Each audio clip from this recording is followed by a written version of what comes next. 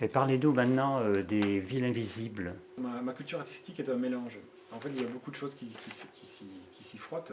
C'est vrai que je suis méditerranéen, de par mes parents, et tout petit, j'ai souvent croisé en fait des ruines romaines, que ce soit à Nîmes ou à Arles ou Avignon. Ces ruines, en fait, quand j'ai fait mes études d'art, sont toujours restées pour moi des espèces de témoins du passé, des habitudes, de l'art aussi du passé.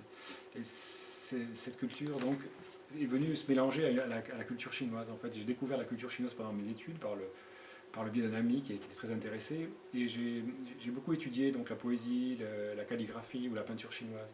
Et c'est devenu pour moi vraiment un art de vivre aussi. À ces deux choses, j'aimerais aussi ajouter donc la rencontre avec le livre d'Italo Calvino, l'auteur italien, donc, et ce livre particulier qui est Les villes invisibles. Où, C'est lui qui vous donne la source de ce projet-là. voilà, c'est vraiment la source de ce projet-là.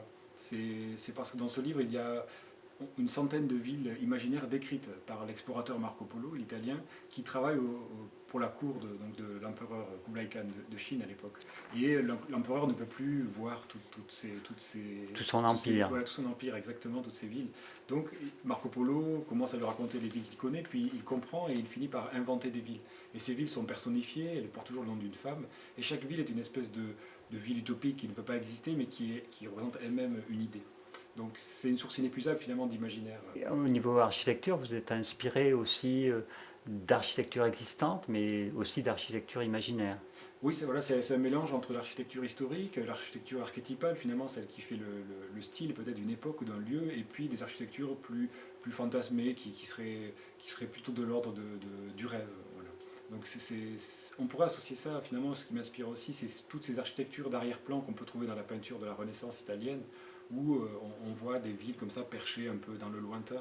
Donc voilà, il y a un peu cette idée d'un village, d'une ville perchée sur une montagne et qui est pour moi une espèce de symbole d'idéal voilà, humain. Inspiré de tableaux de Chirico, d'architecture surréaliste. Voilà, dans la peinture, parce que vraiment je viens au départ de la peinture, et il y a deux peintres que je pourrais citer, donc c'est Giorgio di Chirico, le peintre italien, donc peintre surréaliste, mais on dit peintre métaphysique, avec ses cités un peu vides, mais en même temps tout à fait vivantes, très colorées. Et puis il y a aussi Edward Hopper, le peintre américain, avec ses scènes comme ça qui ne semblent pas bouger, où les personnages sont souvent aussi dans des lieux un peu vides, un peu simplifiés.